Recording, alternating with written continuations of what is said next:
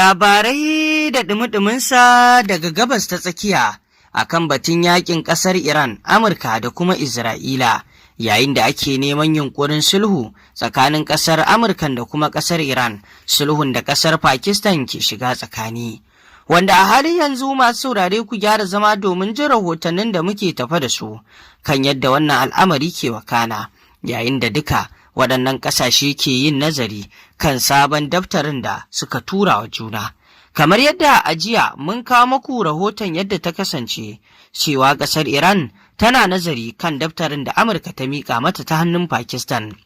Haka zalika ita ma kanta Amurkan tana nazari kan daftarin da Iran ta miƙa mata ta hannun Pakistan, yayin da a yanzu ake batun cewa yaƙin yana dab da zuwa ƙarshe saboda irin yadda wato abubuwan ke nuna cimmuwa, kuma shi kansa Donald Trump ya nuna yaƙin yana dab da zuwa ƙarshe, wanda tun bayan wannan kalami nasa ne ma ya sanya wato mai ya fara faɗowa ƙasa. Haka zalika abubuwa da dama da suka tashi sakamakon yaƙin suka fara yiwa ƙasa domin nuna kawo ƙarshen yaƙin. Haka zalika wato ƙasar Jamus ta yi wato wata magana inda ta ce yaƙin san rai da Trump ya ƙaddamar ne akan ƙasar Iran ya rage mata wato kuɗin shiga da take samu,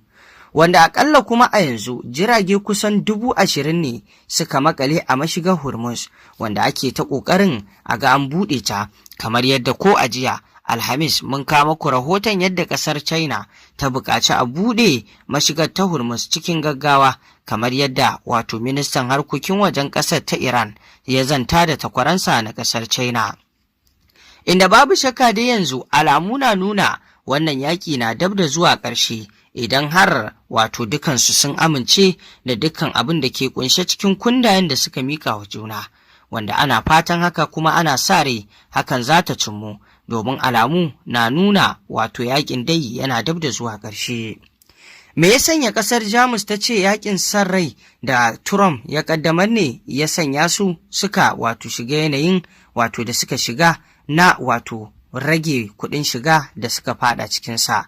wanda a ƙasar tana samun kuɗin shiga sosai amma yanzu ya ragu saboda ministan kuɗin Jamus Lars ya ɗora alhakin raguwar kuɗaɗen haraji da ake sa ran wato ƙasar za ta samu kan abin da ya kira yaƙin Donald Trump kan Iran da ya ƙirƙira don son ransa. Wata majalisar ƙwararrun masu hasashen kuɗaɗen haraji ta rage kiyasin kuɗaɗen shiga zuwa shekarar wato 2030, wanda ya kai fiye da dala biliyan 100 idan aka kwatanta da hasashen baya. Kamar yadda manema labarai suka samu rahoton, wato asarar kuɗaɗen harajin tarayya da na jihohi da ma na ƙananan hukumomi na bana kaɗai wato da aka tafka ta kai kusan dala biliyan 13. Gwamnatin ta ƙasar Jamus ɗin dai na fama da wato ƙoƙarin farfaɗo da tattalin arzikinta, wanda wato ya daɗe yana tangal-tangal. Idan kuwa muka tafi rahoton gaba, aƙalla jiragen ruwa guda 20,000 su ne suka makale a mashigar Hormuz, wanda kamar yadda MDD ta yi magana. Ƙungiyar kamfanonin jiragen ruwa ta Majalisar Ɗinkin Duniya ta ce akwai aƙalla jiragen ruwa guda 20,000 da suka makale saboda rufe mashigar Hormuz da Iran ta yi. Arsenio Dominguez shi ne ya bayyana hakan a wani wato taron manema labarai da ya yi a Panama, inda wato ya ce ‘yan babu ruwanmu da suka makale a sanadiyar lamarin.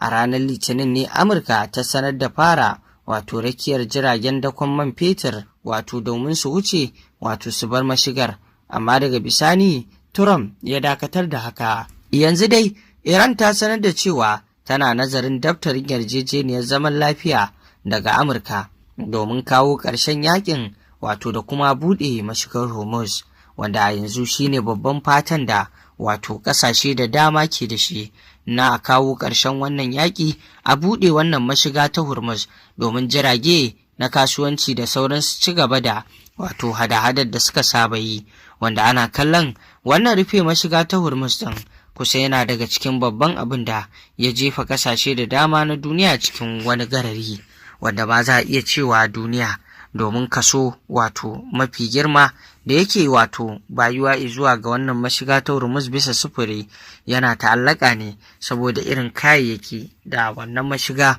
wato ke shigarwa ko ke fitarwa a kodayaushe. Wannan mashiga ta Hormuz ta zama ƙashin bayan wato zirga-zirga na abubuwa da dama, wanda idan aka ce babu ita dole dama al'umma su shiga cikin wani ko mu ce duniya. A yanzu dai ana sa ran idan wannan sabon daftari da ƙasar Iran ɗin da Amurka suka miƙa wa juna, idan suka yadda suka cimma wato wannan yarjejeniya, za ta bayi zuwa ga dakatar da yakin baki ɗaya da kuma buɗe wannan mashiga ta Hormuz, wadda ita ce yanzu babban abin da ake so a buɗe ta zamanto cewa babu wani tasgaro. Sai dai ƙasar Iran har yanzu na nan akan bakarta na cewa ƙasar nan ta Amurka ta sakan mata wato ta shusho ruwanta, ta kuma biya diyyar asarar da ta janyo mata cikin yakin, ta kuma sakar mata kadarorinta da aka rike mata a wato ƙasashe. Haka zalika abubuwa da dama dai da ƙasar Iran ɗin ta bayyana. Yayin da kowane ɓangare ke ganin akan daidai yake, Iran na ganin wato wannan son zuciya da wannan bukatu da Amurka ta kawo su ne kaɗai zai kawo koma baya cikin wato yarjejeniyar, yayin da ita ma Amurka ke ganin wato bukatun da ta gabatar wa Iran su ne bukatun da ya kamata wato su aminta da su, inda kowane ɓangare dai na ganin akan daidai yake akan haka. Sai dai ƙasar Pakistan mai shiga tsakani akan al'amarin ta dage wajen shawo kan lamarin, kuma ana fatan wato wannan yaƙi za a dakatar da shi, idan kuma bai dakatu ba wato ba a cimma yarjejeniya ba, ana kallon cewar wancan batu da ake na Amurka za ta kai wa ƙasar Iran harin da ba ta gani ba ta hanyar amfani da sojojin ƙasa, to abu ne wanda ake kallon ba a so ya kai ga izuwa hakan, domin idan lamarin ya kai ga izuwa haka to fa zai haifar da babban mummunan abu.